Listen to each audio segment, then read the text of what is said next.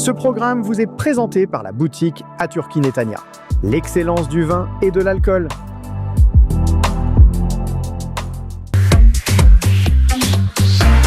J'ai de l'amour plein la tête, un cœur d'amitié. J'ai de l'amour plein la tête, un cœur d'amitié. Oui, c'est Jean-Michel Cohen. Jean-Michel Cohen? Ouais, c'est moi. C'est bien vous? C'est moi, Vous oui. à Tel Aviv. Ouais, Comment moi tu à vas? Tel Aviv. Ça va, Jean-Michel? Pas de Tu vas bien? soucis, ouais. J'y suis Écoute, à Tel Aviv. Je t'ai donné rendez-vous là, dans un nouveau restaurant. Il Je est vois très ça. sympa. Il est dans un quartier que tu connais pas. Levantine. Tu connaissais pas ce quartier? Non, je connais pas. J'ai pas encore le temps de tout connaître. Hein, ça va. Je tourne beaucoup autour des quartiers que je connais. Et c'est quoi les quartiers que tu connais C'est ici? les quartiers français, c'est Bogachov, c'est Nevet Nevet-Tzedek, etc. Et plus ça va, plus je viens ici, plus j'élargis. C'est-à-dire, je vais de plus en plus loin. Et depuis que j'ai trouvé les bicyclettes électriques, Attention, voilà. c'est dangereux. Ouais, je sais que c'est dangereux, mais tu te souviens d'un feuilleton qui s'appelait Satanas et Diabolo? C'est moi, ça. oui. Il est passé par ici, il repassera par là, du Namal, va dans le nord, Basel, etc. Repart à Bima. Waouh! Allez, va, il y a faut un petit peu. Donc j'élargis. Mais le soir, je sors dans les quartiers que je connais habituellement. Tel Aviv, tu connais bien. Israël, tu connais bien.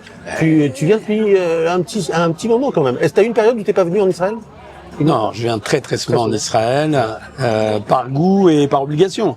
Donc par goût parce que j'aime et par obligation parce que j'ai de la famille. Donc faut que je la voie, quoi. Bah oui, donc tu viens régulièrement ici. Donc je viens régulièrement ici et j'aime bien. Et t'aimes bien. Et ça me change. Et j'aurais jamais pensé que ma trajectoire de vie, ça serait ça. Jamais. C'est vrai? Arrivé d'Oran, arrive d'Oran, je suis en région parisienne, Champigny. Alors faut l'inventer ce nom. Arrivé à Champigny, je pars à Clichy-la-Garenne. De Clichy-la-Garenne, j'arrive à Boulogne-Billancourt, je m'installe à Boulogne-Billancourt, j'ai des enfants, je travaille, je fais tout, de la politique, de la nutrition, etc. Me voilà embarqué sur New York. Ça veut dire, ça y est, fantasme américain, je vais ouvrir le business à New York, je vais écrire des livres à New York, je le fais, hein, je le fais. Je le fais et je fais tout à New York. Toutes les grosses émissions, Nightline, Good Morning America, The Generation, je fais tout.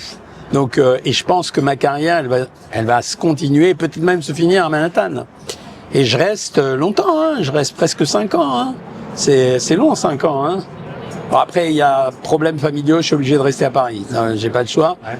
Et de Paris, me voilà à Tel Aviv maintenant. Donc ça veut dire c'est itinéraire de Oran à Paris, à New York, puis Tel Aviv. Mais si ça se trouve, tu vas faire l'Alia, tu vas rester à Tel Aviv. Rien n'est impossible. C'est ce que j'ai appris dans la vie. Rien n'est impossible. Si tu veux, ce que j'ai remarqué, c'est que Tel Aviv, quand tu commences à venir, quand tu es touriste, Tel Aviv, c'est la plage. Ouais. C'est la plage, les restos le soir.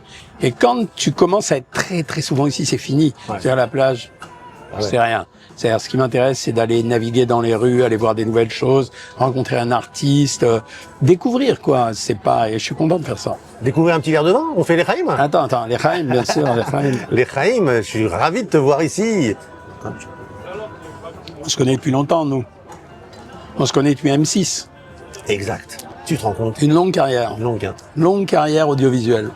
Dis-moi, comment t'es rentré, toi, dans la nutrition? Pourquoi t'as choisi ça? Moi, je l'ai expliqué en France souvent. C'est-à-dire, j'étais très intéressé par le sujet. Ça me captivait, mais j'avais une mère qui était obèse. Et donc, je pense qu'il y avait un truc très psychanalytique derrière. C'est-à-dire, j'ai voulu guérir maman. Et donc, j'ai fait de la nutrition. Ouais. À l'époque, je te jure, mais vraiment, personne n'aurait pensé que ce métier allait exploser comme ça. Mes copains, ils se foutaient tous de ma gueule. Ils faisaient cardio, ophtalmo, radio, enfin, c'est les grosses spécialités. Moi, je faisais nutrition. T'aurais voulu faire autre chose? Non, j'aurais pas voulu faire autre chose, mais j'ai eu de la chance parce que j'ai été visionnaire. Donc, j'ai très vite compris. Et puis après, si tu veux, au début, j'ai exercé comme un médecin je dirais anonyme, le médecin, fait de la nutrition, mais de la nutrition, quoi. Et en fait, tu connais l'histoire, c'est-à-dire j'ai été récupéré assez rapidement, d'abord par France 3. J'ai tourné la première émission d'Evelyne Thomas, qui est devenue la plus grosse des émissions de flux qu'on avait à l'époque. Donc là, j'ai commencé à être connu, puis M6 m'a chopé en disant, ce mec-là est intéressant, est-ce que tu as une idée? On a démarré les émissions avec M6, je suis resté pendant 6-7 ans sur M6. Au bout de 6-7 ans, M6 comme moi, on en a eu marre, puis c'était la mode de la cuisine, c'était plus moins la mode de la nutrition. Là, je me suis fait récupérer par Canal, puis par France 5, puis par Direct 8. Et puis après, t'es installé, c'est une famille. La télé, bon, ce que les gens ne savent pas, c'est que c'est quand même une famille. avec beaucoup d'engueulades, avec beaucoup de salades. Et quelques couteaux dans le dos quand même. Pas mal de couteaux dans le dos, mais ça, je connais. Mais tu connais, je connais. Ouais. On connaît ça, on connaît ça. Ça fait partie du job. Ça fait longtemps. Ce que j'aime bien chez toi, c'est quand tu me vois, on se voit pas tous les mois, mais on se voit, disons, allez, tous les 3-6 mois. Tu me dis pas, ah, t'as grossi. Tu dis jamais ça à des copains. Non, je peux pas dire ça. C'est Surtout bien. aux copains, je vais t'expliquer pourquoi. Si je te dis t'as grossi et tu veux maigrir, je vais perdre de l'argent parce que je vais te soigner gratos. Bah oui. Donc j'ai intérêt à te dire non. Je suis bien. Dis alors, à tout le monde, ouais, t'es bien comme ça. T'es bien comme ça. Non, franchement, pour mon âge. Mais c'est quoi cette phrase pour mon âge? C'est fini cette phrase. C'est vrai? C'est fini cette phrase, Ah ouais je te jure. Je vois des gens, la plus belle anecdote que j'ai, c'est un Cohen qui me l'a raconté, c'est un monsieur, il vient me voir pour maigrir, il a 94 ans. Je dis rien, je suis poli quand même, hein, 94 ans, tu dis rien. Mais à la fin, je lui dis, monsieur, il s'appelle monsieur Cohen, donnez-moi quelques conseils. Qu'est-ce qu'on doit faire après 60 ans dans sa vie? Il me dit, ah non, je suis pas d'accord avec vous. Jusqu'à 70, vous travaillez comme à 20 ans. De 70 à 80, vous enlevez une demi-journée. À partir de 80, vous enlevez 2 journées, mais vous continuez, hein. Et il bosse encore aujourd'hui, le gars. C'est magnifique, j'adore ça. C'est beau. J'adore ça. Tu sais, il y a des gens qui n'ont pas le temps de mourir. Ça veut dire qu'ils ont trop de choses à faire. Ouais. Et ça, c'est important. Ça veut dire... et c'est pour ça que je pense que même quand tu décides d'être retraité, en dehors des gens que je vois ici à la plage, qui font des tas de choses en réalité dans la journée, ils vont jouer à la pétanque sur Rothschild, ils organisent des dîners le soir, j'en ai un, il fait de la pâtisserie de façon quasi professionnelle. T'as pas le temps de mourir, il faut avoir des Toi, quand occupations. tu seras un jour retraité, qu'est-ce que tu voudras? Comment tu la vois, ta retraite? Je serai jamais retraité, T'as je l'ai pas- compris. Même pas une fois. Je l'ai compris. Même pas 90 ans. Je l'ai compris. Mais et ma femme l'a compris. Ah ouais. Myriam, qui m'accompagne dans la vie, elle le sait. Ça veut dire, je pense qu'un type comme moi, il peut pas s'arrêter. Déjà, j'écris, c'est facile d'écrire, donc j'écris et j'adore ça. Je suis beaucoup sur les réseaux, sur Internet, j'adore ça aussi. La télé, bon, chaque fois que j'ai un bouquin, je suis obligé d'y aller. Tu vois, enfin, j'ai levé le pied sur la consultation, mais je le fais quand même. Tu vois, tu peux pas t'enlever, t'arracher de ton ADN. Et la bouffe? T'aimes toujours la bouffe? Mais attends, je surkiffe la bouffe. Tu rigoles. Mais tu fais attention? Alors, je fais super attention. Bien sûr, je suis obligé de faire attention. Ah oui, quand J'ai même. des trucs, ouais. J'ai des trucs. On dit pas bien que, sûr. ouais, le cordonnier est toujours mal chaussé, dit-on, mais c'est pas... Comment? Le cordonnier est toujours mal chaussé, mais c'est pas vrai. Ouais, Toi, je tu l'ai fais été, je l'ai été mal chaussé. Mais je suis mal chaussé quand moi je suis débordé. Ça veut dire quand je suis débordé. Tout le monde a des problèmes dans la vie. J'ai pas de gros problèmes, mais quand t'as un problème familial, un problème Les grignotages et professionnel. tout ça, c'est pour toi aussi, toi. Hein? Toi, tu fais du grignotage le soir. Oui, bien sûr. Moi, je suis un adepte des mini carrés de chocolat qui font 2,8 grammes qu'on trouve chez Lindt. Donc j'achète, mais pour pas payer les frais de livraison, j'achète 6 boîtes. Donc je l'ouvre, je me suis dit, bon, les petits carrés, c'est sympa parce que ils font 2,8 grammes. C'est la moitié d'un carré de chocolat de 5 grammes, c'est tout petit. Le problème, c'est quand tu commences avec ces trucs-là. C'est pas, si j'en mangeais 4, ce serait pas mal, 10 grammes. C'est devant un bon film, qu'est-ce que tu veux faire d'autre? Même sans le bon film, c'est... Bon, alors toi, on te connaît aussi parce que tu es très showbiz quand même. Tu connais beaucoup de gens. Oui. Mais depuis 7 octobre, il y en a pas qui t'ont un peu déçu dans tout ça. Bien sûr. Bien Ouais. sûr. Tu penses que tu as perdu des amis? Ah ouais, mais plein. Alors, Qu'est-ce qu'ils disent tous? Ouais. Alors la phrase la pire que tout le monde connaît, tous les gens engagés comme moi, c'est oui mais. Tu vois, par exemple, début janvier, j'ai une super copine. C'est une femme qui est humaniste, qui est vraiment une femme bien. Et je lui parle. Moi, je lui ai raconté au téléphone notre détresse, ce que j'ai appelé moi une forme de mélancolie qui nous a habité. Pas peur, pas dépressif, mais mélancolique. Quelque chose. On m'a cassé un petit truc. On m'a cassé une certaine forme de joie. Et je lui raconte cette mélancolie. Et je lui dis combien c'est difficile, notre situation de juifs en France, et combien on souffre pour les juifs d'Israël, et tous les juifs de la diaspora sont comme moi. Et elle me répond, ah oui, je comprends. Oui, mais tu comprends à Gaza. Ben ouais. Mais, et donc là, elle m'a rappelé il y a quelque temps, ça fait longtemps qu'on s'est pas vu, et je lui ai dit, j'espère qu'elle a compris l'allusion, je ne t'ai pas vu depuis le fameux oui mais. Et je crois qu'elle a compris l'allusion. Ouais. Alors oui, les copains avec qui je me suis fâché, c'est ceux, j'ai organisé comme beaucoup d'autres juifs en France, j'ai organisé des opérations, j'ai dragué. T'as été actif, quoi. Voilà, j'étais actif. Enfin, j'étais actif parce que le pays était calomnié. Enfin, je veux dire, quand on connaît le pays, les gens qui Mais parlent... t'as dû souffrir de ça sur les plateaux télé, par exemple. T'as dû en souffrir. Comment on fait pour tenir quand on entend ce qui se passe? On s'engueule. On s'engueule. Des Hors fois, plateau aussi? on le fait poliment sur le plateau, ouais. Et on s'engueule très violemment en dehors du plateau. Ah ouais. Je me souviens sur France 5, où sur le plateau, je suis resté poli et j'ai vraiment débattu. T'étais face à qui? J'étais face je sais même plus qui, les présentateurs, la présentatrice et son chroniqueur. Et dans le plateau, quand je sors, le gars, le producteur de l'émission me dit « Oh, t'as été chaud quand même ». Je lui dis « Comment j'ai été chaud ?» J'ai dit la vérité. J'ai raconté ça. Il me dit « Ouais, mais la vérité, c'est la vérité israélienne ». Et là, je lui dis « Mais comment tu oses me dire un truc comme ça, toi, que je connais depuis longtemps, que je ne soupçonne pas d'être antisémite? Comment tu peux me dire un truc comme ça ?» Et il me dit « Je le dis parce que je le pense, parce que moi, j'ai une sensibilité. » Je dis « Nous, on n'a pas de sensibilité. Tout ce que t'as vu les images que j'ai vues? Tu les connais, moi, je les ai vues. Mais quasiment en entier. Donc, et la suite de ça, on s'est plus jamais rappelé. Oh.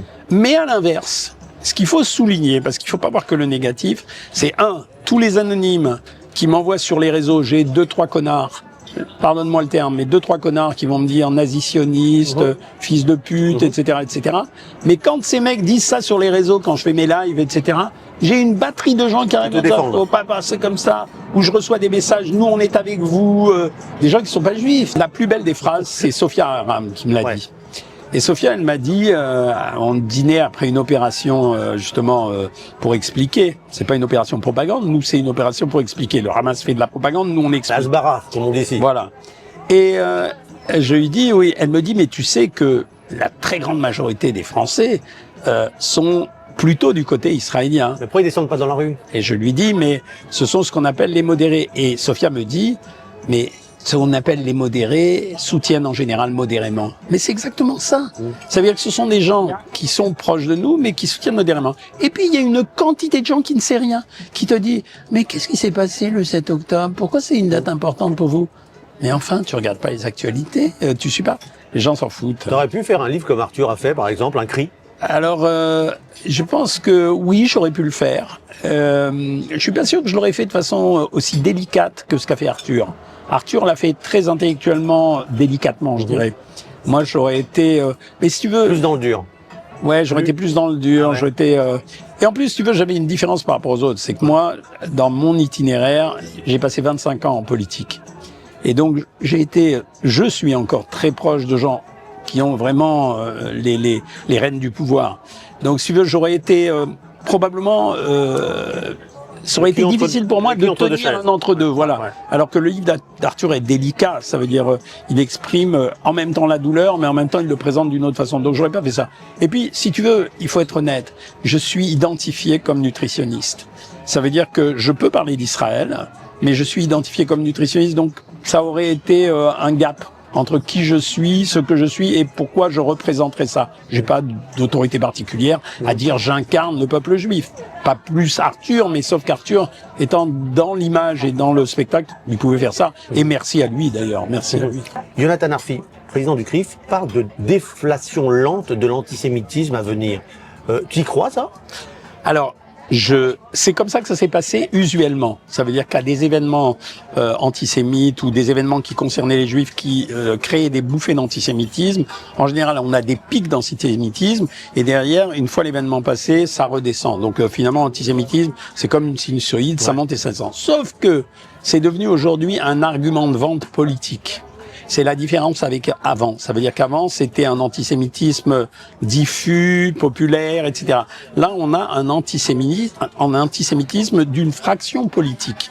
Et cette fraction politique, elle joue là-dessus. Donc, elle a dragué un peuple, elle a dragué des communautés. Alors, ça ne veut pas dire qu'ils sont tous d'accord, hein, parce qu'il y a des musulmans qui viennent nous soutenir aussi. Mais elle a dragué un type de communauté. Passionnément antisémite, comme ils disent. Passionnément antisémite. Et ils ont utilisé cette fibre pour se développer. Et en utilisant cette fibre, forcément, ils soutiennent un peu cet antisémitisme. Donc, je pense qu'il y aura une déflation, mais elle ne sera pas aussi forte que ce qu'on a. Tous les musulmans de France sont dupes de ça? Non, absolument pas. Mais pourquoi on veut nous le faire croire? Mais non, ils sont pas dupes de ça, mais je suis absolument pas persuadé qu'ils vont s'engager dans cette direction. Il y a un certain nombre de gens qui nous soutiennent chez les musulmans. Par contre, ils ont une pression sur eux, qui est à la fois une pression politique de ceux qui ont intérêt à ça, comme je pense les islamistes et les frères musulmans, qui fait qu'ils ont la trouille de s'engager. Et puis, il y a la pression des autorités religieuses, d'une partie des autorités religieuses. Quand on entend le recteur de la mosquée de Paris parler, franchement, ça fait froid dans le dos. On se demande ce qu'il fait encore au milieu de nous. Donc non, je crois à cette déflation, mais elle sera pas aussi forte. Et d'ailleurs, moi, je vais te dire, chaque fois qu'il y a des événements comme ça, et je l'ai connu en 2001, tous les Juifs de France veulent se barrer. Donc ils disent tous, Ouais. allez, c'est parti, on prend les valises, on s'en va en Israël. Ils savent pas comme Après, c'est la réalité facile. économique. Il y a les réalités économiques, mais quand ça va mieux, finalement, ils préfèrent déballer la valise et rester et voir ce qui se passera. C'est ce qu'on disait en rigolant. Sauf que là, LFI ou RN, on n'aura pas... Alors, tu verras que LFI va se recentrer. J'en suis ouais à peu près persuadé. En tout cas, je suis pas sûr pour LFI. À part 2-3 dingos, les dingos, je pense qu'on en a 2-3 gros. Je pense à Aymeric Caron et à Didier Porte. À part ces deux-là, et quelques-uns, mais pas beaucoup. Aubry, peut-être, Aubry. Mélenchon va se désengager progressivement Ouais. parce que comme il veut se présenter à la présidentielle, il va essayer D'adoucir d'éliminer, ouais, bien sûr. Ouais. Mais toi, tu restes optimiste sur l'avenir de la France. Écoute, c'est pas, moi je pense que le principal c'est d'avoir des temps de réaction rapides. Voilà. Je suis pas optimiste, mais il faut dire aux Juifs français qu'ils sont français. Ça veut dire qu'on a été élevés dans la France essentiellement, tu Ouais. vois. Donc je reste optimiste. Ça veut pas dire qu'on n'a pas intérêt à venir en Israël. Le problème c'est la difficulté à s'installer sûr. en Israël aujourd'hui. Ça veut dire quand tu arrives, que tu connais pas la langue, pour la plupart des Français c'est le cas, que t'as pas de job, que t'as pas suffisamment d'argent pour rentrer en Israël. Enfin, il y a quand même une alia. On entend une alia qui progresse, on va dire. Mais l'alia des vieux, moi, je la trouve pas intéressante. Non. Ça veut dire pour Israël, formidable pour les gens qui viennent. Pour Israël, je la trouve pas Il y a une intéressante. alia médicale, par exemple. Un médecin m'a dit qu'il y a une alia médicale importante. Alors les médecins, oui. Il y a plein de médecins. Depuis la possibilité qui a été donnée de faciliter l'installation des médecins français en Israël, ils sont tous chauds pour venir. En plus, on leur a dit que les conditions d'installation étaient tout à fait correctes. Ce sera pas la même vie qu'en France, mais c'est compensé par la qualité de vie. Hein. Exactement. Il y a un truc qui m'a toujours impressionné ici en Israël. Je lisais avant de venir ici, le PIB par habitant en Israël est supérieur à celui de la France et de l'Allemagne. C'est incroyable, et de la Grande-Bretagne. Donc ça veut dire que ce pays où c'est difficile, où c'est galère, où pour avoir un papier ici, c'est genre hein, le chemin de croix, tu vois ce que je veux dire. Parce qu'ici on est inconnu quand on arrive. Ouais. Moi quand j'arrive dans une administration en France, bon, un selfie, Monsieur on va Cohen. machin. Ici, oh là, je suis rien quoi. Tu vois, attends ton tour. Non, si, attends plus ton tour. Maintenant, il paraît que dès que j'aurai atteint l'âge, j'aurai une petite carte pour dire moi je suis prioritaire, etc. Il y a des trucs formidables ici quand même. Non, mais un jour, tu feras une émission sur A+, et tu seras célèbre ici, et puis voilà, c'est tout. A+, c'est une belle chaîne. A+, c'est une belle chaîne. Et on peut la nourrir. Voilà. Ah là, on t'attend. Mais on en parlera quand On on en a parlera fini là. Laisse-moi kiffer la Pour soirée l'instant, là. viens, on kiffe cette soirée avec ce bon verre de vin. Il est pas mal, hein. C'est pas mal, hein. Mais il est bon. Il est bon, hein. Ouais. Tu vois? Bah, tu vois, regarde, je t'ai fait découvrir un petit restaurant, un petit verre de vin. Et moi, je vais continuer parce que j'ai encore d'autres interviews à faire. En tout cas, j'étais ravi. On se voit quand tu veux pour un petit verre à la plage. Avec grand plaisir. Salut Jean-Michel. Salut mec. Merci. Ciao.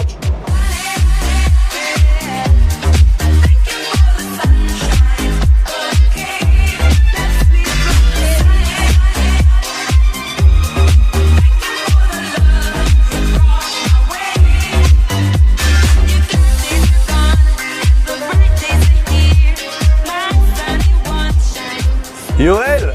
Yoël, ne bouge pas, comment ça va? Comment ça va? Yoël Benarouche, ici dans un café à Tel Aviv. Voilà. C'est pas ton quartier, on est d'accord. Non, mais j'étais un petit peu dans le coin, donc je suis venu. Voilà. Comment ça va? Tu te rends compte, on est dans un café en train de boire un thé, apparemment tu Un bois thé. un thé, Un thé. et on va parler de la fin des temps. C'est sympa, ça Ouais, comme programme, non? incroyable ça. Incroyable. On va parler un peu de, voilà, on va parler un peu de Dieu. On va parler de tout ça, mais on a un quart d'heure, hein. Ok, Tu peux y arriver? on y est.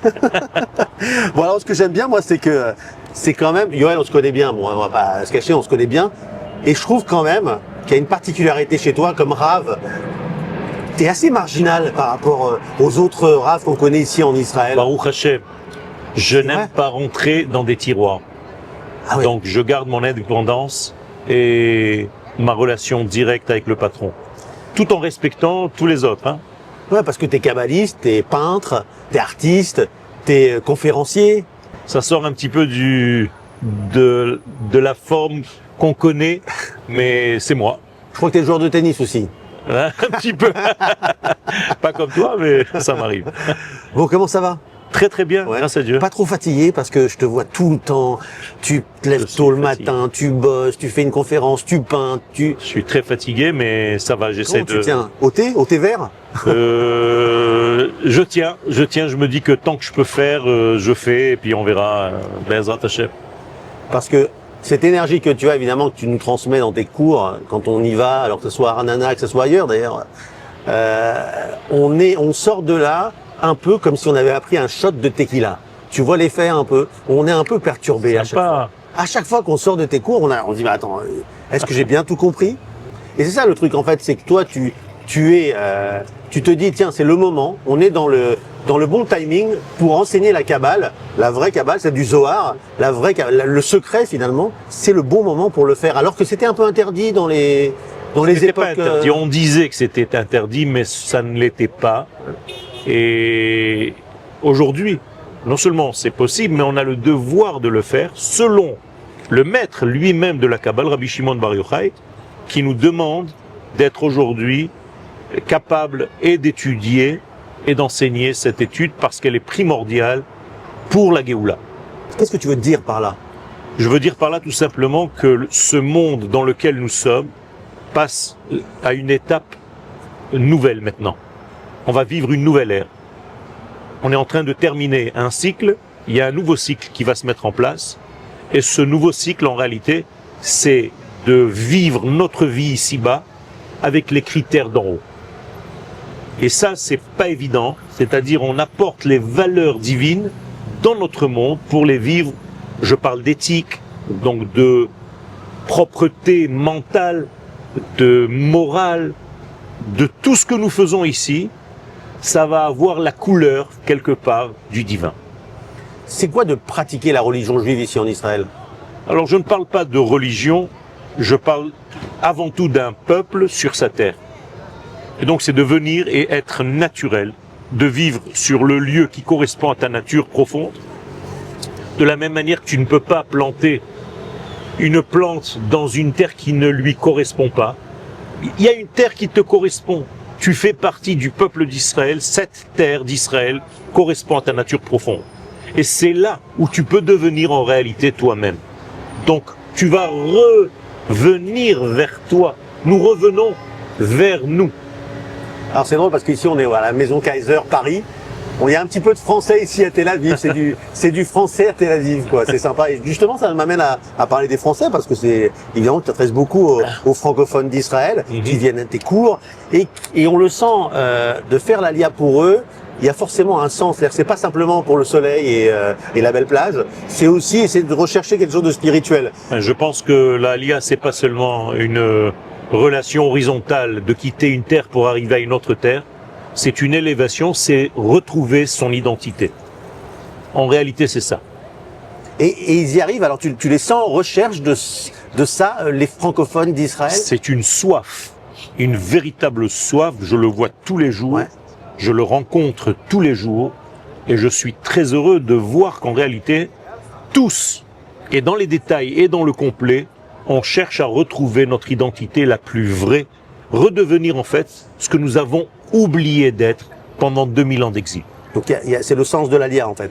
Je pense que c'est pour ça qu'on appelle ça la Aliyah. Alors qu'en réalité tu descends sur terre, mais tu remontes vers ton essence primordiale. Et tu dis toujours, ça c'est une force que tu racontes ça à chaque fois en fin de cours, que le secret c'est finalement, c'est aimez-vous les uns les autres, c'est ce qui est le plus important. Alors d'abord il faut s'aimer soi-même, il faut se respecter soi-même, c'est-à-dire vivre avec ce que je suis, avec qui je suis, avec les qualités de base que j'ai reçues, et savoir que je ne suis pas complet, et que j'ai besoin de toi pour compléter mes manques, et toi tu as besoin de moi pour compléter les tiens. Et c'est comme ça qu'en réalité on peut dévoiler la volonté de l'infini. C'est-à-dire que tu donnais l'exemple de, il y a toujours des gens de droite, des gens de gauche, mais on peut aller chercher chez l'un et chez l'autre quelque chose. Il faut pas fermer la porte. Tu peux ne pas être d'accord avec des idées, mais l'essence de l'homme, de la femme, tu dois l'aimer. Et donc en réalité, je sais qu'il n'y a pas tout chez moi, comme il n'y a pas tout chez toi, donc nous devons faire une conjugaison de nos deux forces. Et alors il y a quelque chose qui est aussi important, Israël a vécu quand même depuis 7 octobre, si je parle que de l'image écornée d'Israël, elle a été un point vraiment très, très compliqué. J'imagine que ça t'a touché beaucoup. Ça me touche notamment concernant les soldats. À l'extérieur, on a l'impression que les soldats d'Israël, c'est des tueurs qui sortent en guerre parce que nous avons la haine des Arabes, du monde musulman en général. C'est faux, c'est complètement faux. Nous sortons en guerre parce que nous aimons notre peuple et pas parce que nous haïssons quelqu'un d'autre. Et ça, c'est primordial. Et ce sont nos enfants. Ce sont tous des jeunes qui aiment la vie et qui ne sont pas du tout éduqués dans la haine. Il y a eu beaucoup de mensonges quand même du monde. Énormément. Le mensonge a vraiment été... Le monde dans lequel nous vivons est appelé Alma de Shikra, le monde du mensonge. Pourquoi? Qu'est-ce que c'est que mentir? C'est te donner des extraits de réalité. On te donne des morceaux de verré, mais tu ne vois pas la totalité de l'image. Donc c'est comme si tu regardais un épisode et on te coupe tout ce qu'il y a avant et après pour te faire monter 1 degré. C'est faux. Le émet en hébreu, la vérité, elle exige un début, une fin et ce qu'il y a au milieu. Les lettres en hébreu qui parlent de la vérité sont les plus éloignées les unes des autres. Le Aleph au tout début, le Taf à la fin et le même exactement au milieu. Wow. C'est le émet. Alors que le sheker, le mensonge, ce sont 3 lettres collées. Shin, Kuf et Resh dans l'alphabet. Donc le mensonge, c'est te donner des extraits. La vérité, c'est de te montrer l'image globale. Et elle va arriver, cette vérité. Elle est là. Elle est là déjà. Elle est là, la vérité. C'est à nous d'ouvrir cette porte pour qu'elle arrive. Et c'est en cela que je parle de la Kabbalah, de réceptionner cette réalité qui est là. Donc tu dis, on peut prendre un livre de Kabbalah et pas étudier seul. Alors évidemment, tu conseilles... Il vaut mieux toujours- avoir un Ouais, maître, ouais. un ami, Ouais. avec lequel étudier. Et c'est requis, c'est demandé. De la même manière qu'on a fixé des moments d'étude pour la Gemara, pour la Mishnah, il faut aujourd'hui absolument avoir une chavruta ou bien un cours régulier qui parle de l'intériorité de la Torah. Et alors, cette notion de lumière des nations, lumière du monde d'Israël, tu penses qu'elle sera, à un moment donné, elle sera comprise sans être forcément, nous sommes au-dessus des autres. Il n'y a pas d'au-dessus ou en dessous. Nous avons tout simplement des identités différentes les uns des autres. Les nations du monde ont leur place. Israël a une place. L'infini a choisi de passer son message par le peuple d'Israël. C'est pour ça que c'est nous qui avons reçu la Torah. Et donc, ce n'est pas pour nous. Nous sommes des passeurs de cette lumière que nous avons reçue qui doit arriver finalement aux nations du monde. Et là, Israël gagne un autre nom. Il s'appelle déjà Yeshurun. C'est-à-dire qu'au départ, nous étions Yaakov, Jacob. Yaakov a évolué comme une mutation de l'être. Il est devenu Israël. Et Israël, maintenant, est en train d'évoluer pour devenir la lumière des nations, Yeshurun. Pas sa lumière à lui, celle qu'il a reçue de l'infini. Il n'y a pas une question de supériorité. Comment expliquer à tous qu'il y a la notion de Mashiach, de Messie? La notion du Mashiach, c'est ce qui se fait aujourd'hui. C'est que le peuple d'Israël, sur sa terre, la nation d'Israël, aujourd'hui, elle aide l'humanité. On a des inventions, que ce soit au niveau scientifique, que ce soit au niveau médical. Toute cette lumière qui est donnée, elle est donnée avec amour aux nations du monde. Eh bien, ce sont des forces que nous recevons pour les partager, pour améliorer l'humanité tout entière. Le Rav Kook dit, pour parfumer le monde. Il y a toujours une mauvaise image du mot messianique. Messianique, quand il est utilisé notamment en politique, ici, il y a toujours on se dit extrémiste. On pense à ça en fait. Pourquoi? C'est dommage parce que le mot Mashiach, c'est tout simplement de la racine sicha. C'est une conversation. C'est celui qui sera capable d'avoir une force dans son verbe pour expliquer les notions les plus profondes, les plus éthiques et les plus morales de la vie. Tout a été dévoyé. Et le peuple juif, lui, croit en la venue du Messie, justement, là. Ça fait partie des fondements de Maïmonide, du Rambam. Et bien entendu, nous sommes là pour accueillir, pour préparer cette nouvelle ère qui est en train de se mettre en place. Et dans cette nouvelle ère, on pourra toujours prendre un petit thé chaud à Et Tel Aviv. c'est ça la nouveauté, c'est ça la beauté Ah oui. du judaïsme, c'est que nous ne sommes pas des planeurs. Nous sommes liés à l'infini, mais tout en restant les pieds sur terre. Et c'est ça qui est en réalité défini par l'échelle de Jacob, qui était avec les pieds sur terre Exact. et la tête dans le ciel. Et sans arrêt, on fait des montées et descentes sur cette même échelle de valeur, sans pour autant ni devenir trop matériel, ni devenir complètement esprit.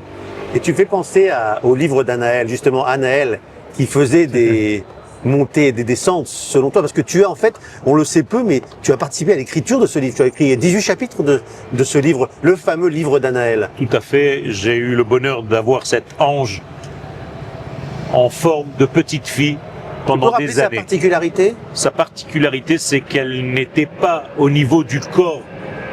Son corps n'était pas avec nous, mais son esprit était tellement libéré parce que le corps n'était pas là, que je conversais avec elle au début par la maman, Myriam, mais après, une fois que nous nous sommes tellement connus, on parlait directement par télépathie.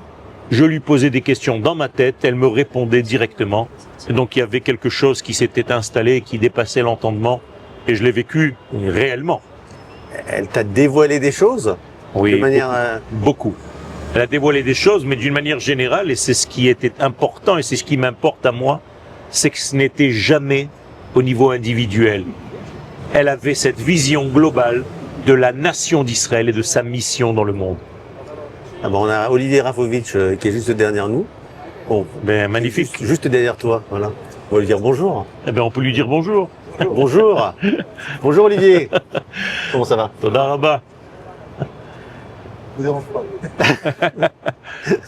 Évidemment qu'on pourrait parler des heures de Dieu, de Torah, d'Israël et de tout ça. On a juste un petit quart d'heure ensemble, mais ça m'a fait vraiment plaisir de te voir ici.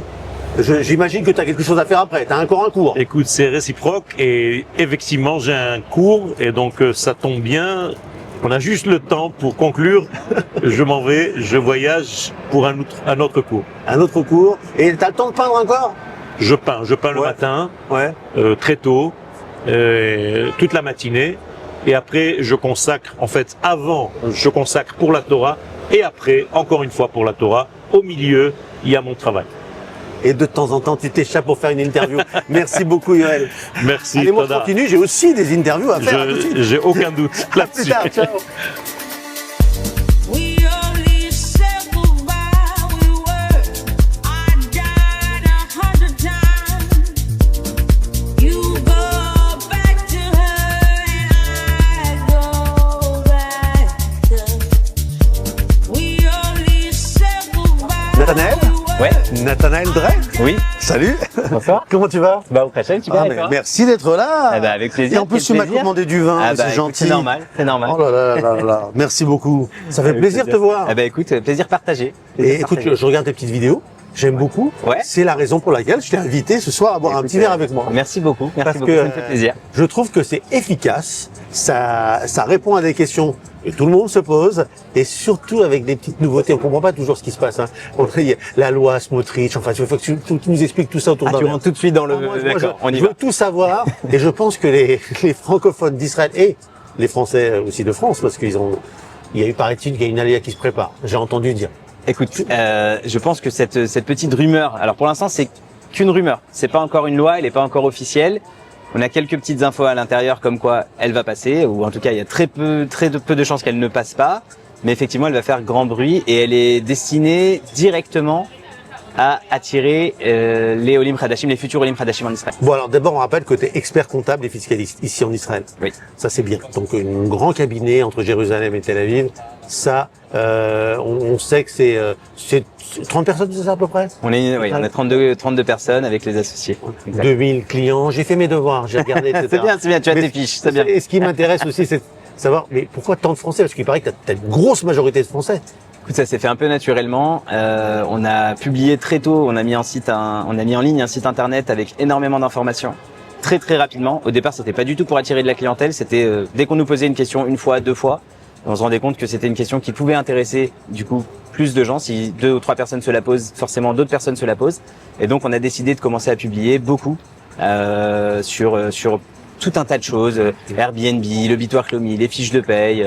Donc voilà. Il y a vraiment quoi, en fait, il y a vraiment que là-dessus. C'est-à-dire que les Français, évidemment, ne parlent pas tellement l'hébreu, c'est vrai. Savent pas trop se débrouiller ici. La culture est différente. Donc, tu es très utile, évidemment. Disons que les Français ont l'avantage de pouvoir, dans la majorité des métiers, continuer à exercer leur précédent métier ou leur activité précédente depuis Israël. avec la France. Donc en fait, ils ont pas cette, je pense, qu'ils ont pas cette nécessité qu'ont d'autres pays, d'autres nationalités, de s'acclimater, de parler forcément la langue, de parler hébreu, etc. Donc moins d'intégration, tu veux dire par là? Moins d'intégration et surtout ils ont besoin de trouver des repères. Moi, je suis là depuis 2002. Donc j'ai fait toutes mes études ici, etc. Mais on a gardé ce côté français, on explique les lois en français, on connaît parfaitement la fiscalité et la comptabilité française.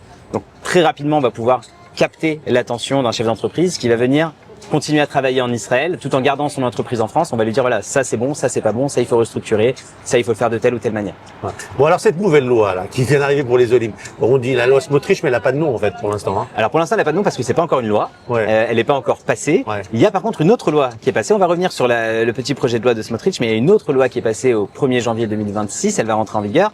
Toute personne qui vient s'installer après cette date va avoir l'obligation de déclarer chaque année l'intégralité de ses revenus. Ceux qui sont imposables en Israël, ça c'est normal, mais également ceux qui ne sont pas imposables. Même un retraité qui arriverait. Un retraité qui vient, qui a sa retraite, sa petite SCI où il va gagner ses loyers. S'il vient le 31 décembre jusqu'au 31 décembre 2025, il déclare rien pendant 10 ans parce que c'est des revenus à caractère passif qui ne sont pas générés en Israël, donc il ne doit pas les déclarer, il n'est pas imposé dessus.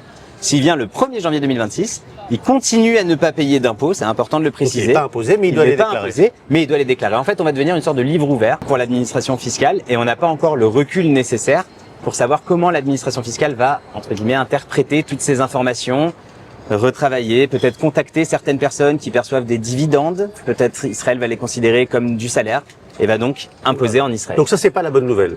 On est Ça, d'accord. c'est la moins bonne nouvelle. Je l'ai dit, j'ai ma petite opinion là-dessus, mais je la mets de côté.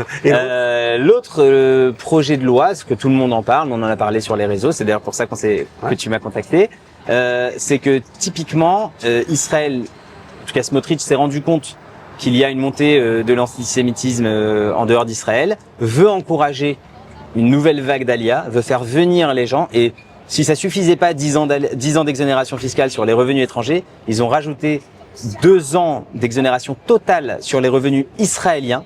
Donc si tu travailles dans un call center, si tu as gardé ton entreprise en France et tu veux créer une entreprise en Israël, tu vas donc générer des revenus en Israël. Pendant 2 ans, tu payes 0. La 3e année, tu payes jusqu'à 10%. La 4e année, tu vas payer jusqu'à 20%. Et la 5e année, tu vas payer jusqu'à 30%. J'insiste à chaque fois sur le jusqu'à parce qu'il y a des optimisations qui permettent de payer moins parfois que les barèmes qui nous ont mis en place. Et ces optimisations, elles existent déjà aujourd'hui. D'accord? c'est toi Mais qui conseillerais. 0, c'est Dubaï. On connaissait pas ça en Israël. Ah ouais. Là, je pense que c'est vraiment carte Ah oui, blanche donc pour les Olympes de venir. C'est aussi important que ça, d'accord. Je m'étais pas rendu compte de ça. Donc c'est un vrai. Alors c'est un vrai changement, oui et non, parce qu'il y a des gens à qui ça ne va absolument rien changer. Tu as parlé tout à l'heure d'un retraité. Lui, que cette loi-là, elle passe ou pas, Oui. les revenus à caractère exonérés aujourd'hui, donc les revenus passifs, les dividendes, les intérêts, une retraite, des revenus fonciers qui sont pas en Israël, ça c'est déjà exonéré. Ils ont Ouais. pas changé cette loi-là. C'est pas parce que maintenant on va devoir C'est déclarer les les actifs, revenus. c'est les actifs, quoi. C'est les actifs, les chefs d'entreprise qui vont garder une entreprise en France, qui doivent créer une entreprise en Israël. Après, il y a pas mal d'optimisations qu'on va pouvoir mettre en place pour justement tous ces chefs d'entreprise qui vont travailler 3 semaines sur 4 depuis Israël. Ils vont piloter un peu leur entreprise depuis Israël. Eux, ils doivent déclarer en Israël la valeur ajoutée qui est faite en Israël. Et donc, techniquement, ils vont maintenant bénéficier sur cette valeur ajoutée de 0% pendant les 2 premières années. C'est génial. Alors de manière générale, on va balayer un peu les questions que se posent les Français, les francophones d'ici, quand on achète un bien en Israël Ouais. avec une société en France. Ouais. Et comment ça se passe? Alors ça, il y a une montée le faire énorme. On peut le faire. Et c'est génial pour tout un tas de raisons. Mais en fait, ce qu'on va viser dans ces cas-là, c'est une personne qui ne peut pas encore venir, qui n'a pas encore l'intention de venir tout de suite s'installer en Israël, mais qui veut quand même faire l'alia à son argent. Hein, c'est-à-dire qu'il a une holding, l'argent il est bloqué dans la holding. S'il le distribue en France, il va payer 30% d'impôt sur le dividende, ce qu'on appelle la flat tax. Ouais. Il n'a pas envie de payer 30% et de racheter derrière un bien en nom propre. Ce que nous on va faire, on va lui créer une société en Israël qui va être détenue par sa société française. Et c'est cette société israélienne qui va emprunter de l'argent à sa société française et qui va acheter le bien. Donc en fait, le gars il paye pas de dividende, il va pas payer la flat tax, il va pouvoir envoyer son argent. S'il avait 1 million d'euros, il a 1 million d'euros entier qui arrive en Israël. Et avec ce million d'euros, il va pouvoir acheter un bien immobilier directement en Israël. Waouh! Ça c'est une bonne nouvelle Ça, encore. c'est une excellente nouvelle. Après, il y a pas mal de petits montages qu'on peut faire, même si la personne décide peut-être de partager l'apport ou... Si on a un bien en France, on peut s'en servir comme apport ici? pour acheter un bien en Israël? Oui, il y a des solutions. Alors, les banques françaises ne veulent pas. Les banques françaises, tu leur dis j'ai un bien en France et je veux acheter un bien en Israël, ils vont vous dire monsieur, moi je vous suis pas à part quelques banques privées, mais voilà, il faut être bien connu dans la banque. Par contre, il y a d'autres solutions avec des banques qui ne sont pas françaises, d'autres banques européennes qui vont accepter de prendre une garantie, une hypothèque sur le bien français pour pouvoir libérer de l'argent et acheter en Israël. Maintenant, ce qui est bien, c'est que la banque européenne ne va pas hypothéquer le bien israélien. Elle va hypothéquer le bien français. Donc en fait, toi, tu reçois l'argent en tant que personne physique, tu viens voir la banque ici israélienne et tu peux refaire un emprunt sur le bien israélien. Donc tu peux potentiellement financer jusqu'à 100% du bien israélien. Est-ce que le 7 octobre a changé les choses ici? Oui, nous on reçoit, tu parlais d'une alia ou d'une forte alia qui se prépare, Ouais, ouais. on reçoit entre 10 et 15 demandes par jour. Wow. C'est énorme, hein. On n'a pas connu ça. Et c'est des profils qui sont des profils C'est qu'on ça. n'avait pas l'habitude de voir. Quel genre? C'est des On m'a dit une profils- maladie médicale, beaucoup. Alors il y a beaucoup de professions libérales, Ouais. Médecins, avocats, beaucoup d'experts comptables. Ah ouais? Oui. J'ai plein de confrères qui arrivent, c'est génial. Il y a aussi beaucoup de personnes qui sont dans l'industrie de la finance. Souvent des gens qui sont un peu passés par l'Angleterre, avec tous les avantages qu'il y avait à l'époque. Des gens qui ont des fonds, qui veulent maintenant venir en Israël, maintenant que la guerre est, j'espère, terminée. Ouais. Ça aide énormément. Le 7 octobre a fait prendre conscience à ces gens-là qu'il n'y a plus rien à faire en dehors et que Israël a tout ce qu'il faut pour leur permettre d'avoir une vie exceptionnelle. Et je pense que maintenant les gens en sont conscients. Alors dis-moi, et ceux qui sont arrivés en 2025, ils ont tout perdu? Les pauvres? Non, ceux qui sont arrivés en 2025, on a une solution pour eux. On a la possibilité de leur décaler en fait la date de la prise d'effet effective de l'ALIA. Donc on peut, par magie, faire considérer qu'en réalité ils sont venus en 2026 et pas en 2025. Et si cette loi elle passe, bah, ils vont pouvoir en bénéficier même s'ils sont venus en 2025. Il y a quelques critères à respecter, mais a priori ça devrait être possible. Alors maintenant, ceux qui ont pris la nationalité avant et qui ne sont pas venus ici, ils ont juste pris la nationalité, qu'est-ce qui va se passer pour eux là? Alors il y a une énorme alia dans les années 2012 à 2015 pour les raisons que tout le monde connaît. Ouais. Et effectivement, il y a beaucoup de personnes qui ont pris la Théoudat Olé à l'époque, en pensant que ça allait leur éviter les problèmes qu'ils ont eu par la suite, et qui ne sont toujours pas venus, ou alors qui sont venus s'installer, mais plus tard, en 2023, 2024. Et bien pour eux, on a aussi une bonne nouvelle. On peut décaler la date de la prise d'effet des 10 ans. Si ces gens-là sont maintenant super intéressés par la nouvelle loi qui va passer, ils peuvent venir s'installer en 2026. Et encore une fois, par magie, on va pouvoir leur décaler la date de prise d'effet. Et de 2026, en fait, ça se terminera en 2036. Même si sur leur Théoudat Olé, c'est marqué 2014, 2015, 2012, on peut le faire. Mais comment? Écoute, là, pour le coup, je vais te dire, viens, contacte-moi et on va étudier ton dossier. Et du coup, ça te fait beaucoup de travail quand même. Ben ça, on va pas s'en plaindre. Hein. Ça fait, mais c'est vrai que les journées sont bien remplies. Ouais. Et c'est quoi alors les activités quand un Français vient ici? Alors est-ce qu'il continue à faire son job ou il change? Est-ce qu'il y a des changements de vie, des changements de Alors job? en fait, il y a plusieurs profils chez les Français. Et c'est souvent ce qu'on voit, c'est en fonction de l'âge. Beaucoup de Français, les anciens, on va les appeler comme ça, avaient l'habitude de mettre l'argent dans la pierre. Donc nous, on est spécialisé dans tout ce qui va être fiscalité sur l'immobilier en Israël, que ce soit l'achat, on en a parlé, mais aussi l'optimisation des revenus locatifs, par exemple, ou les montages pour récupérer des impôts sur la plus-value éventuelle lorsqu'on vend des biens. Il y a d'autres profils peut-être un peu plus jeunes, la quarantaine, un peu plus, qui vont garder leur entreprise, une entreprise où il y a pas mal d'employés, une vraie activité en France, dans plein de secteurs, et qui vont décider de venir faire l'ALIA, peut-être faire des allers-retours 1 à 2 fois par mois. Et ces gens-là, il faut qu'ils créent des entreprises en Il y a Israël. encore beaucoup d'Alia Boeing comme ça? Oui, Ça existe encore? Il y en a encore beaucoup. Et il y a aussi une génération un peu plus jeune, ceux qui sont dans les énergies, ceux qui sont dans le photovoltaïque. Ouais. Tous ces gens-là qui ont eu, dans le cachère, hein, évidemment, on n'accompagne que des entreprises sérieuses, Ah oui. évidemment. Ouais. Mais tous ces gens-là ont eu un peu de bracha, hein, ils ont été touchés par la grâce. Ils font connaissance avec beaucoup d'argent assez rapidement. Et ce qui est très très fort, c'est qu'en fait, ces gens-là, puisqu'il y a énormément de contenu disponible, ils sont éduqués. Et ça, c'est vraiment un vrai changement. Ils viennent, ils savent ce que c'est une holding, ils savent ce que c'est des notions d'investissement, ils savent ce que c'est des notions de compte courant. On les perd pas, même si c'est des notions un peu techniques pour le commun des mortels. Ces gens-là ont eu l'habitude, avec les fonds qu'ils ont en France, et on voit que on a affaire à des gens éduqués qui comprennent très rapidement tout Et ce ça qu'ils c'est peuvent faire en nouveau? Israël. Ça tu le ressens que c'est Ça, nouveau? oui, oui, Ça oui. fait Ça, c'est beaucoup. nouveau, mais parce que peut-être l'intelligence artificielle, les gens ont accès à l'information beaucoup plus rapidement. Bon, après, il faut savoir trier l'info. Hein, ChatGPT, il a pas toujours raison. Mais ça a changé ton métier ça? L'intelligence artificielle? J'ai quelques personnes qui me contactent en disant regarde ce que m'a dit le chat. En fait, les gens ont l'habitude de contrôler ce qu'ils ont reçu. Ils veulent quand même avoir la validation, le fin mot de l'expert. Rien ne se fait sans toi? Non, C'est trop souvent dangereux, il y a là. beaucoup d'erreurs. Ouais. Et comme les lois changent souvent, tu vois, on parle de la loi Smotrich qui va certainement passer, on parle de l'exonération, la nouvelle loi sur 2026. Il y a beaucoup de choses qui changent. ChatGPT, il sait pas faire le balayage et il n'y a pas encore l'œil. En tout cas, pour le moment, il va pas savoir distinguer exactement. Donc les et avoir experts comptables, c'est encore un métier d'avenir, quoi. on va dire que le conseil, notre métier, il va changer. Ouais. La simple saisie, je pense qu'elle va être amenée à disparaître. En France, ils ont la facture électronique. Ouais. En Israël, ils ont pas mal d'éléments qui vont entrer en place.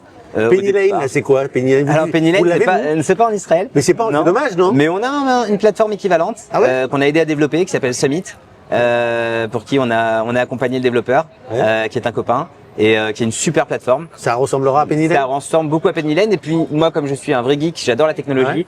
Je vois souvent ce qui existe ailleurs, notamment en France. Et très souvent, je vais appeler le patron de Summit et je vais lui dire, écoute, ce serait sympa si tu rajoutes ça, ça et ça existe là-bas, voilà les clients ce qu'ils m'ont dit, etc. Donc, on n'est pas complètement largué au niveau technologique. Bon, je sens que tu es un grand passionné de ton métier quand même. Ça, c'est une chance, tu sais. Tant que j'aurai cette passion, je continuerai à le faire. Et j'espère que voilà pour de longues années si tu veux. D'être en Israël depuis 2002, c'est ça? Depuis 2002. C'est le bon choix, non? J'ai fait C'est les le bon études choix. ici.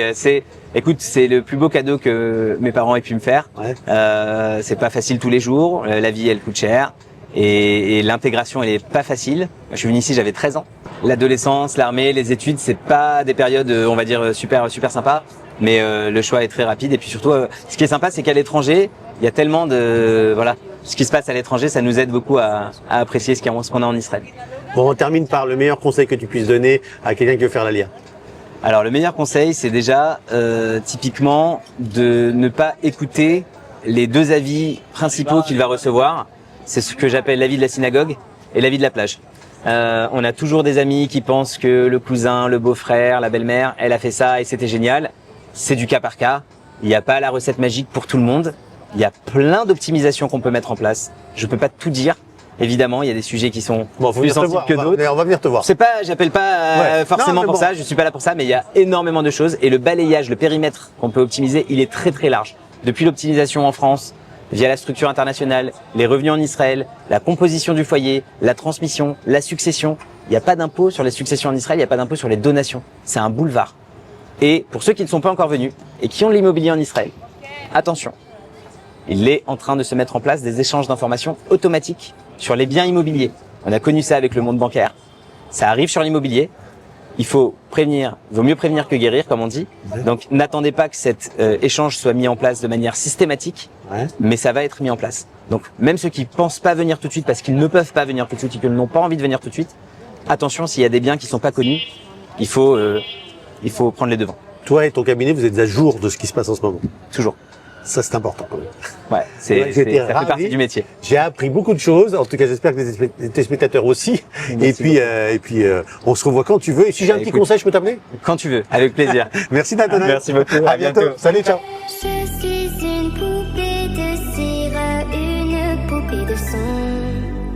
Mon cœur est gravé dans mes chansons. Poupée de cire, poupée de son.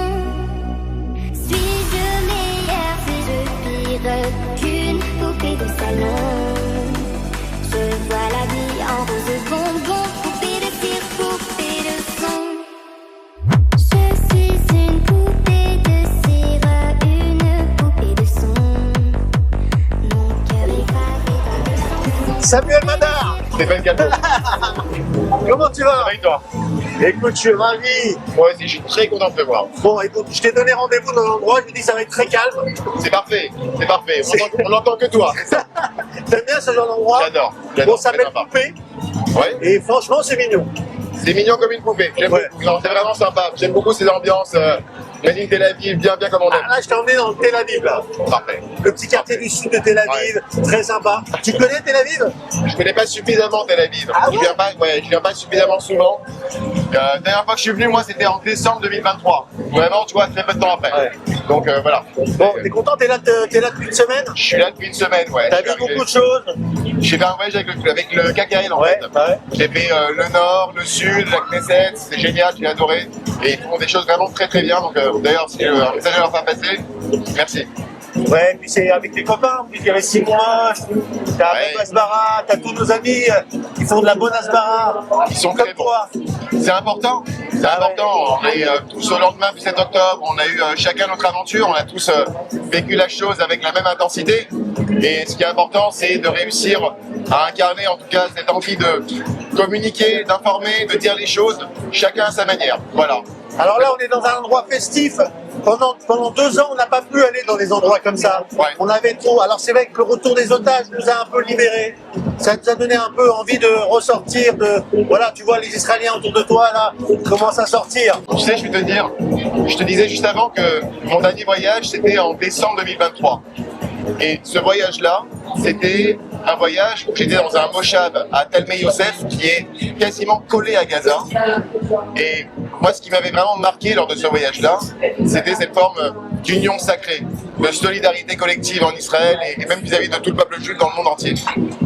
Et il y avait une chose qui m'avait marqué particulièrement, c'était que dans le Moshav, les seuls bénévoles qui étaient venus prêter main forte, à part l'équipe avec laquelle j'étais, c'était qui? C'était les soldats qui, sur leur temps de repos, venaient prêter main forte à l'agriculture avant de repartir au combat.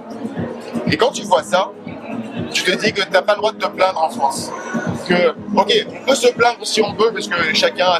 Mais si tu te plains, agis. Tu peux pas rester les bras croisés. Et c'est aussi ça qui m'a décidé, petit à petit, parce qu'il y a eu plusieurs événements qui m'ont mené jusqu'à créer l'éditeur Madar. Mais ça en fait partie. De dire qu'on n'a pas le droit de baisser les bras, parce que ici en Israël, ils le font jamais.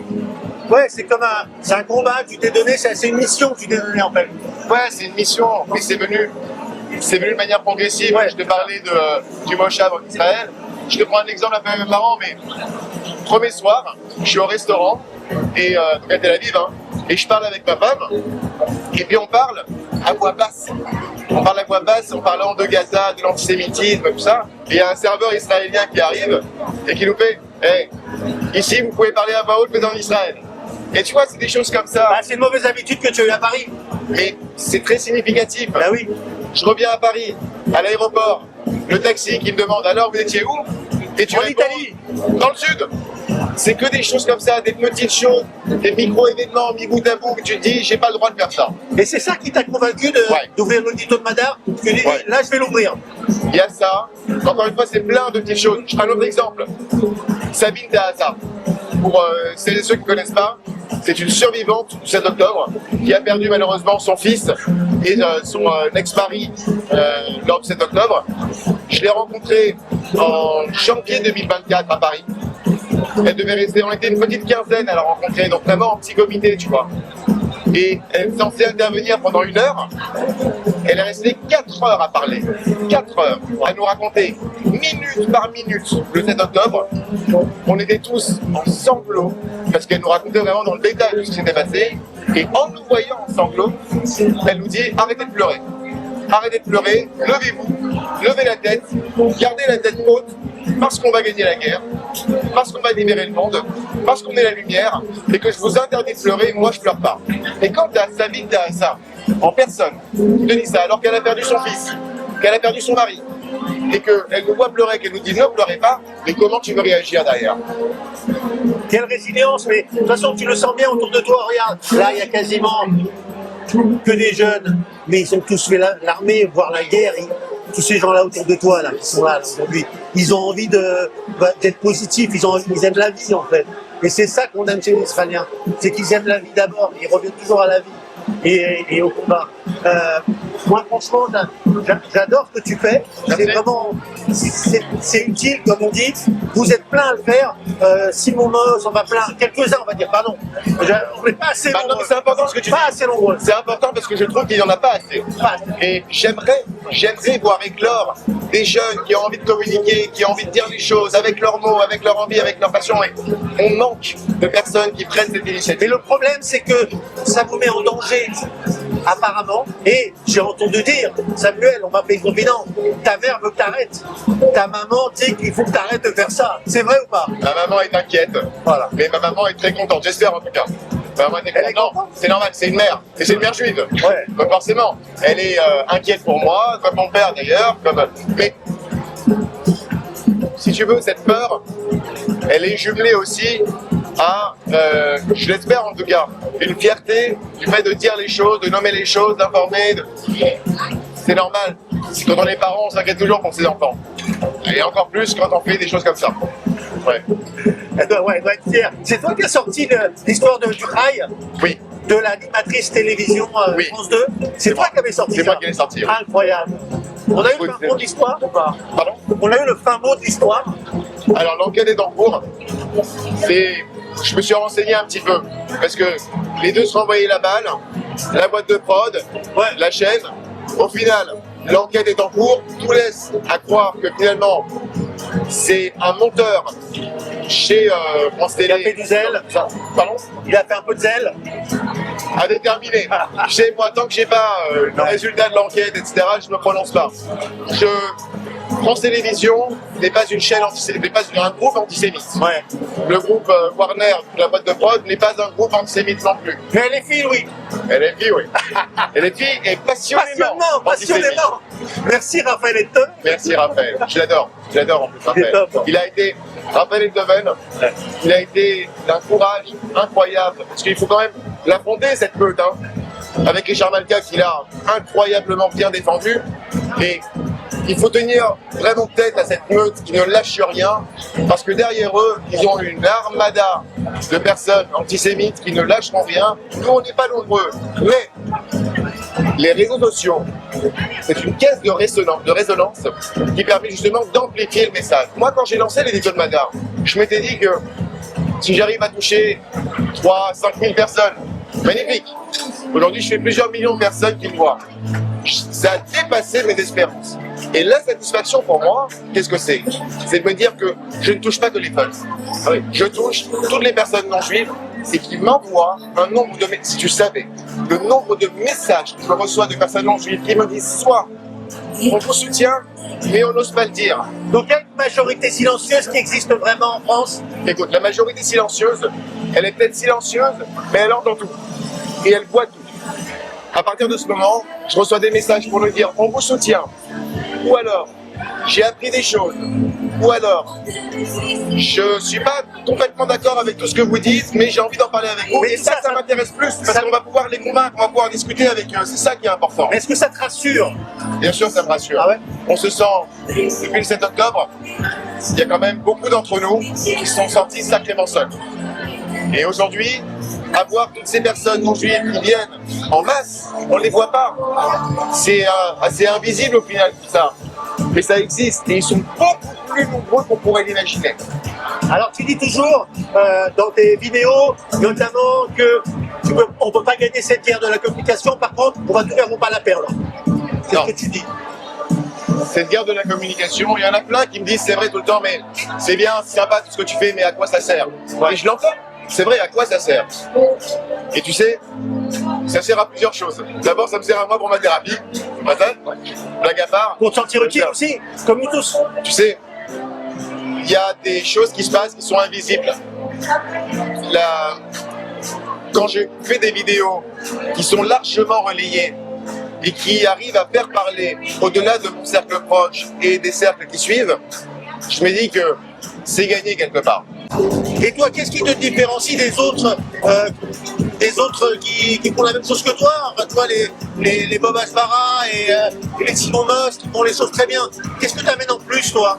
Écoute, chacun a sa manière de présenter les choses. Et c'est important. Simon, il va être plus sur la partie politique. Bob a son style aussi, j'ai le mien. Et c'est important parce qu'on pourra parler finalement de choses qui sont les mêmes sujets souvent. Mais on le dit avec des tons différents, des angles différents, des approches différentes. Et pourquoi c'est important? C'est important parce qu'on ne s'adresse pas au même public pour chacun. Il y en a qui vont être plus sensibles à une chose, plus sensibles à une autre, etc. Et c'est pour ça que je recherche absolument à avoir un maximum de personnes qui prennent la parole. Parce que le plus on a de personnes qui parlent, le plus on arrivera à toucher des publics différents. Et toi, c'est quoi ton public recherché? Alors, mon public à moi, j'essaie toujours, dans les vidéos que je fais, de me poser 2 questions, ou une question, je ne sais pas, avant de la poster. Est-ce que ça s'adresse uniquement aux Juifs? Et est-ce que ça va être pertinent pour eux, pour avoir un discours qui soit le plus universaliste possible? c'est vraiment ma volonté, d'avoir une approche qui soit la plus fédératrice, sans paraître extrême. Ça, c'est vraiment quelque chose que je me refuse. Et de pouvoir parler avec le cœur, mais le cœur de tous finalement. C'est ça qui est intéressant pour moi. Et alors, comment, de manière très pragmatique, comment tu fais? Parce que tu avais un métier, tu étais dans le consulting. Comment tu fais aujourd'hui? Comment tu peux vivre de ça? Alors, tu parlais tout à l'heure du terme de mission. Ouais. C'est une mission que je me suis fixée, c'est vrai. C'est-à-dire que j'ai arrêté de travailler pour faire ça. Parce qu'on était dans une période telle que je ressentais le besoin de le faire. Et puisque tu me poses la question, c'est vrai que j'arrive à un moment qui est une sorte un peu de carrefour. De croisée de chemin. Ouais. Voilà, de croisée de chemin à laquelle je suis obligé de réfléchir aussi à comment je peux monétiser ça parce que je ne vis pas de ça. Donc j'ai besoin de réfléchir moi aussi à la manière. Ouais. J'ai lancé un appel aux dons qui a été vraiment, je remercie d'ailleurs, j'en profite pour passer à l'antenne pour remercier tous ceux qui m'ont aidé. Ça a marché, dans le sens où j'ai reçu quand même un certain nombre de personnes qui m'ont aidé. Ouais. Malheureusement, c'est Sur pas le long terme, c'est plus dur. Sur le long terme, c'est plus dur. Ça me permet pas d'avoir une visibilité à long terme. Donc, je suis en train de réfléchir à une manière ou à une autre de pouvoir monétiser parce que j'ai envie de continuer ça. J'ai envie de le faire. C'est important pour moi, mais je ne pourrais le faire que si j'ai suffisamment de financement pour pouvoir le faire. C'est quelque chose qui me préoccupe beaucoup parce que ça me tient à cœur, j'ai envie de le faire. C'est quelque chose dans lequel je m'épanouis et dans lequel surtout je me sens à ma place. Voilà. Ouais, ça va être la folie dans un quart d'heure là. On va plus s'entendre. J'adore. Viens, on fait J'adore. Allez. un petit Lechaïm. Lechaïm. Lechaïm, on se bat. Tiens. Allez, tu sec, hein. Tu sec. Ah! Je suis une poupée de cire, une poupée de son. Jacques, comment ça va? Alors, Tu vas bien? bah, ça va très bien. Jacques Tropez. Jacques, ouais. Toujours. Tu nous fais visiter? Je vous fais visiter, on va commencer par la cuisine. Allez, viens, on y va, on y va. Très important. Regardez, là, c'est la cuisine. C'est notre chef.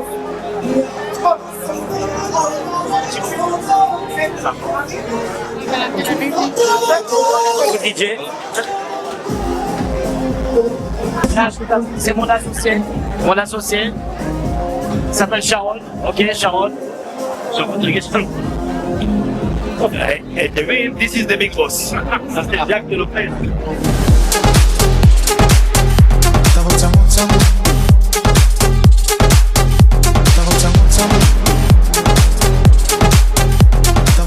Bon, là, c'est plus calme, on peut se parler un petit peu, Jacques. Ouais, parce que l'intérieur c'est un peu le bordel. Et encore, c'est que le début. Là, c'est très très calme. Mais c'est d'ici une demi-heure, ça va être vraiment. Bon, là, on est jeudi soir, c'est ça?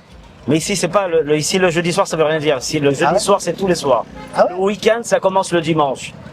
C'est-à-dire ici, tous les soirs, c'est jeudi soir. Tous les soirs, c'est la folie. Vous pouvez venir de 6 jours. Nous, on est fermé seulement le vendredi soir. Tous les soirs de la semaine, c'est la guerre. C'est la folie. Donc ici, c'est un concept, donc restaurant, boîte de nuit. Non, c'est un concept de restaurant-spectacle. C'est-à-dire, c'est un restaurant, tous les soirs, il y a un spectacle. Ouais. Il y a un soir où il y a un spectacle cabaret, un peu comme au Crazy Horse. Il y a un autre soir où il y a un spectacle avec du feu, les gens ils jonglent avec du feu, comme ça. Il y a un autre soir où il y a des transformistes, comme à l'époque chez Michou. Et il y a un autre soir où c'est une soirée que pour la techno music. Bon, c'est un restaurant et en plus cachère. C'est un restaurant cachère avec un vrai chef étoilé qui s'appelle Aviv Moshe. Un vrai chef étoilé. On a fait un concept, on a réuni le cachère et l'ambiance. C'est-à-dire ça n'existait pas avant, on a créé une nouveauté. Et il n'y a que toi pour faire ça. Ah ouais. Ah ouais, il n'y a que toi. C'est là. À Tel Aviv, il faut être complètement fou pour penser à ça. Et ça a marché, ça va très bien marcher. Vous allez voir d'ailleurs, c'est quoi la clientèle? Parce que là, on voit, là par exemple, là, il y a des jeunes filles, donc on voit, c'est assez jeune en fait. Non, c'est pas jeune, c'est 20 ans. C'est-à-dire, ça commence à 20 ans. Ouais. Voilà, nous, c'est notre clientèle, c'est 90% de femmes. C'est mes copines, c'est normal. Copines. Et 20% de garçons. 10%. Ouais, voilà, ah ouais, non, mais parce que j'ajoute 10%, je sais pas. Parce qu'après, ça passe, c'est-à-dire après 11h30, on passe en boîte de nuit, genre bar-boîte. Ouais. Voilà. Après, c'est parti jusqu'à 3h du matin, à peu près tous les soirs. On part en Et toi, t'es là club. tous les soirs. Tous les soirs, je suis obligé. T'es pas un peu fatigué, là Non, ça va. Mais c'est ma vie, je fais ça depuis 40 ans. C'est vrai, 40 ans. 40 ans de nuit, ouais. C'est quoi ton 40 ans. histoire, en 2 mots? Je suis né à Marseille. Déjà, mes parents avaient... mon père avait déjà un restaurant ambiance comme ça à Marseille. Un restaurant avec des musiciens. Et dès l'âge de 10-12 ans, je commençais à travailler là-bas. Je débarrassais les verres, je faisais... Et C'est la fête, je baignais, j'étais dans le milieu déjà De la fête, quoi. de la fête depuis D'où l'âge ça vient, Tropez, Jacques Tropez? Non, ça n'a rien à voir avec la Saint-Tropez, ça, en fait, c'est une longue histoire. Ça vient de... Je travaillais dans un cirque, et mon nom c'était Jack Trapèze. J'étais trapéziste. Et j'étais... Je vous jure, c'est vrai. J'étais trapéziste au Sainte-Marie de la Mer, dans le cirque qui s'appelait Rosier Rosario. J'étais trapéziste et j'avais un numéro de cirque où j'étais suspendu par la mâchoire. Et un jour, mon ami qui me tenait, il m'a fait rire, je suis tombé, je me suis cassé un peu. Et depuis ce jour-là, j'ai arrêté. Mais c'est resté le nom de Jack Trapèze. Et quand je suis arrivé d'Israël, ça marchait pas Trapèze, ils m'ont appelé Tropez. Tout le monde m'appelait Tropez, c'est resté, ça fait 40 ans que je m'appelle Tropez. Jack Tropez, voilà. Mais ça vient d'un cirque. Et ça fait combien de temps que t'es en Israël? Depuis 94. Je suis arrivé le jour où ils ont tué Yitzhak Rabin. Waouh. Le jour même. Je suis arrivé, j'habitais au Brésil à l'époque, et je suis arrivé le jour même où ils sont tués. Et quand on dit que Tel Aviv, c'est vraiment la ville pour sortir, une ville de la fête, c'est toujours vrai aujourd'hui? C'était, et là ça fait 5 ans que ça s'est calmé. Ah oui, évidemment. On a la guerre, on a fait quand même 3 ans de guerre. Là, ça vient de se calmer. Là, on sent que ça reprend. Le tourisme, il reprend. Ouais, là. Mais on était à égalité avec Mykonos et Ibiza. C'est l'effet libération des otages? Ouais. Ça a bien joué, ça a joué. Ouais. Tu sens qu'il y a la vie revient, reprend son... Bien sûr. Ouais. Bien sûr, sinon c'était pas comme ça, c'était très calme, il y avait personne dans les rues. Et comment vous avez fait pour tenir, vous, les restaurants, les boîtes de nuit? Comment on tient? Nous, on a une clientèle, on a une grosse équipe soudée, et c'est ça qui nous a aidé à tenir. On était moitié plein, mais quand même, on arrivait à travailler. Mais bon, pendant la guerre, c'était quand même assez calme. Hein. Entre 2 bombes, on servait un entrecôte. Ouais. C'est vrai.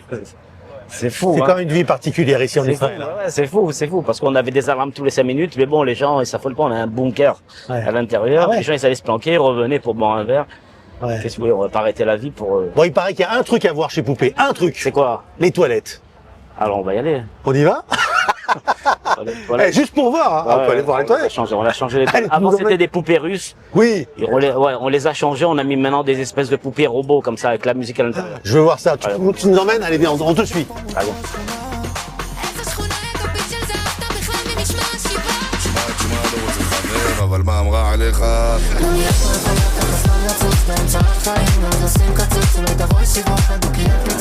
On m'entend là, c'est quoi c'est coupe volant. À l'intérieur, il y a la musique. C'est des toilettes. C'est les toilettes. C'est des soucoupes volantes. Chaque toilette, il y a une musique, il y a un truc qui joue à l'intérieur. Attends, on peut pas non, ouvrir. il y a quelqu'un. Vas-y. Il y a quelqu'un à l'intérieur. C'est génial. Ouais, c'est génial. Bon, alors, tu sais ce qu'on va faire? On va laisser aux téléspectateurs Ok. la surprise quand il viendra ici. Alors, On va pas ouvrir. Alors, Ils ont qu'à venir pour voir ce qu'il y a dans les alors, toilettes. on vous attend. Hein. Tu les accueilles bien, hein? Ah bah ouais, moi. Ils viennent de la part d'A+. Tu te rappelleras? A+. Il demande Jack Tropez. D'accord. Merci Jacques. À bientôt. Salut. היא יודעת ליצור את הבושם, עמי את יודעת זה עושה עליי רושם, מסדר את נפשי בדיוק והאודם, אני לא יודע מי היה איתך קודם, אבל תגידי איך זה שאת יפה כל כך, זה מסוכן להסתובב איתך, את יודעת שהכל מכתוב, אז אני לא יוצא לחפש אותך. עמי את לא יכולה ככה סתם לצוץ באמצע החיים, אז לשים קצוץ, אולי תבואי סיבוב בדוק יהיה פיצוץ, אם את יפה בפנים כמו שמבחוץ, תבואי צמוד צמוד, תבואי צמוד צמוד.